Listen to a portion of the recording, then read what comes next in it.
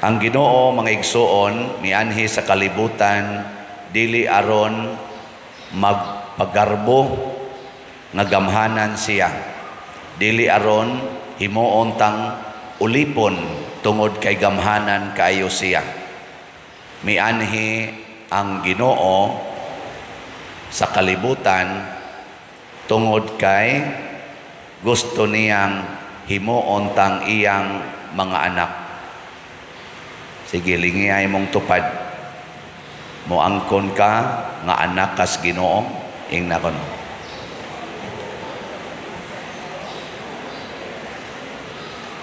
Kanang bata, sama na mga bata dias gawas nga gida diri sa sulod unya magsigig lugnot, magsigig gusto gyud mudagan, dili gustong kuptan, anak na sa ilang ginikanan. Ang ilang ginikanan gusto nga mosimba nga kanabang formal nga simba. Pero ang bata sa iyang buhaton, mudagan gyud ko, imo ganay kong pugngan, muhila ko, musyagit ko. Ana, mao nay gitawag og anak pero wa pa muila nga siya anak. Daghan nato murag mga batang gagmay nga matud pa ni Hesus pag-anhi niya, muramog mga bata nga nagyampungad sa merkado. Kaguliyang lang agi. Muna nga si Kristo mihimo og dalan aron atong subayon anha ta magkahiusang tanan. Dili pwede nga magsunod tas Ginoo sa ato lang kaugalingong kabubuton. Sige, ikaduhang lingi ing na proud ba ka nga igsuon mo ni Kristo? Ing na ba? Na proud ka? O murag mauwaw ka? Kay daghan ra ba nato murag mauwaw? Mauwaw ba? Nakita mga igsuon sa Ginoo. Gani, pila ka buk ninyo dinhi ang nagsigig yung angkon at tubangan sa mga tao nga igsuon nako si Kristo. Taas ang kamot. Kung naaman o galing. 1, 2, 3, 4, 5, 6. Kung numra ka buk. Sagara na to, mauwaw gyud. Mauwaw. Muna diri sa atong unang pagbasa niingon si Propeta Isaías, pagkatahom sa mga tiil ni adtong nagsangyaw sa maayong balita. Niyaon sa may maayong balita nga kita karon igsuo na ni Kristo, anak na sa amahan. Pagkaninduta ang balitaan, makadawat lang gani ang kanang nangabroad nato dito. Unya mo apply dayog citizenship sa Amerika, makadawat lang og order nga ikaw karon approve na nga US citizen na ka. I-picture pa, i-post pa. Makadawat lang gani green card holder na kas Amerika. Sos i-post dayon oy. Yes, yes. Dream come true. Pero pag ingon nga anak kas Ginoo, moingon ba mong dream come true? Ug sa may timaan nga kita proud nga anak tas Ginoo, atong buhaton ang mga buhat sa anak sa Ginoo. Sama pananglit ni ingon si Kristo, ibaligya ang tanan ninyong katigayunan ug ang halin ihatag sa mga kabus. Proud ba mo ana nga mosangyaw? Oy. Sige. Proud o mauwaw? Galibog na. Kanang niingon si Kristo, kung kamo magpahulam, ayaw na lang mo paningil og bayad. Proud mo ana? Proud mo o dili? Ayaw. Kanang niingon si Kristo, pasudla sa inyong balay ang mga way balay. Proud mo ana nga mobuhat o mauwaw? Labi na gyud kung ang gustong mosuod sa inyong balay kadtong mga bantugang tulisan nga bag-o pang nilaya sa prisuhan. Proud mong mudawat nila. Diyan na si Jesus. Diyan na. Natuma na ang sugo ni Jesus. Uy, mauwaw ta. Mahadlok pa. Di lang mauwaw. Mahadlok. Mubuhat. Oh. Kana lang niingon si Jesus, puy ang kamatuoran, kay ang kamatuoran mo'y muhatod nimo sa kagawasan. Proud ba ka nga giuban na imong buhok o imong kuluran? Tanawa. Proud ba ka nga ninipis na imong kilay o imong badlisan? Oh, di ba?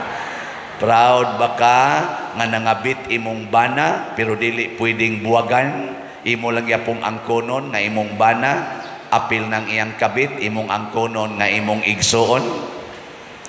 Ha? Proud ka nang mo angkon o masuko? Oh, mao ni siya. Mao ni ang pipila natong i-check. Ang pagsunod sa kabubuton sa Ginoo mas importante kaysa atong security. Mao na dinhi sa atong tubag sa Salmo, unsa may gibutang dire. Ang tanang kautlanan sa yuta nakakita sa makaluwas nga gahom sa Dios. Ngano man tungod kay gisangyaw sa mga santos, gipuy-an sa mga santos. Kana bita makadungog ka nga apala nato din higod nganong daghan man ang muhatag nato og hinabang tungod kay nakadungog sila nga ang mga way kaon atong gipangtagaan og labing minus 5 ka kilong bugas, at least lang kana ganing makakaon sila. Daghan ang nitampo mo tong nakahatag tag mga 3,600 ani sobra pa manggani ang atong gipanghatag ni adtong November. Karon ato na sang gihimo mangayo tas mga balay nga gubaon na atay mga 140 labing minus ang atong gitarget nga ayohon. Nakahuman na tag mga 21 ka balay. Di ba? Masangyaw man Hala, nduta god.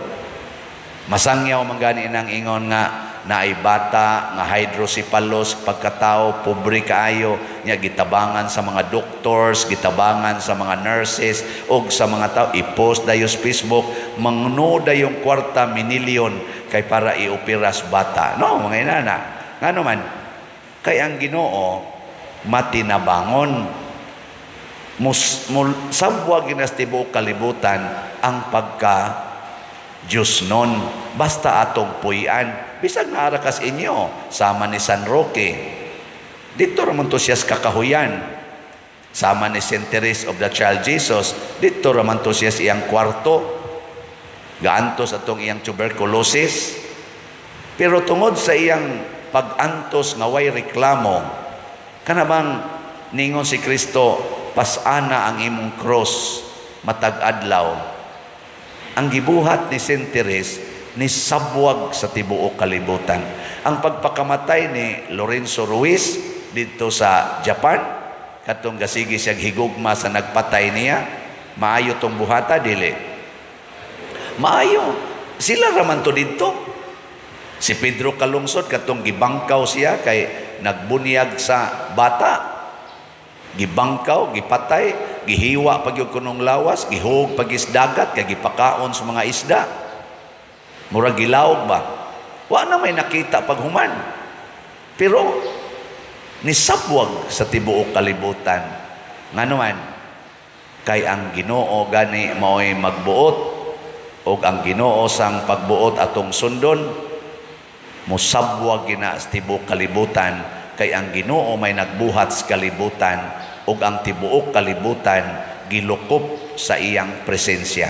Ang iya lang gikinahanglan kita nga iyang giangkon nga mga anak muangkon sabta ta pinaagi sa pulong ug sa buhat nga anak tas Ginoo gilingya imong tupad ingna karong sunod tuig sugdan ka nato nga di na ta maningil og utang.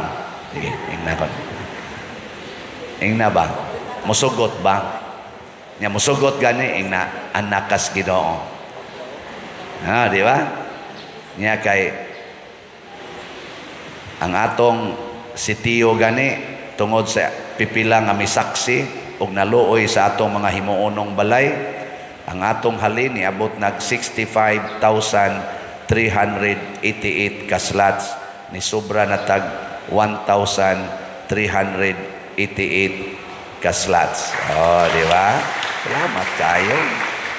Nya ang ato sang paras kumbinto, ang SBF DAG, niabot ng atong halin og 5,043 ka slots. So, niabot na pod og nanay nahibili na lang 54,957 slots. O kaning atong SBF DAG, padayon gani natong ibaligya, tag 500 pesos per slot. Nya, sige lang itagpalit ani 500 pesos raman. Kining si Tio karon ra ni kutob. Mohonong nata.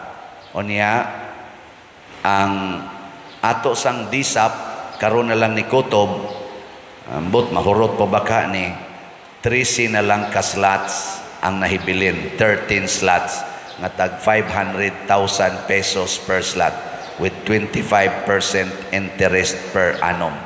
Na ini-takes nako, Father, unsa man gyud ka siguro nga tinuod ng imong giingon nga 25% imong ihatag. Nako, 99% siguro ni. Niya nganong siguro man ko, kay sugo man is Ginoo, dim ani sugo nako. Nganong moingon man kong sugo is Ginoo, kay kining maong proyekto, kining kulumbari nga atong tukuron, gamito ni nato para sa kaayuhan sa simbahan, para sa kaayuhan sa katilingban, labi na Diyos mga kabos. Kung ato ganin ang himuon, di gyud ang Ginoo mo sa likway, iya ginang palampuson ang mga buhat sa atong mga kamot, basta ididikit nato sa iyang purpose. Pero para lang ni pagpadato sa pare, pagpadato sa mga kaubas pare, mawara ni daw aso. Na karon nakaparsyal na ta diha og 60 million, 6 million kapi na lang atong kuwang.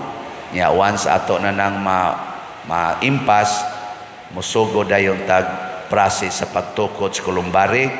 Nya ang atong halin ana mo nay atong ibayad aning nang invest plus sa interest og atong palambo sa atong simbahan. Mahimo ba ni o dili? Porting himoa, hutdan ninyo palit ang 13 karon ha. Pledge mo 500,000. Bahala nag-unya na mos Enero muhatag or Pebrero ba mo muhatag, i-pledge lang karon kung interesado mong mo invest.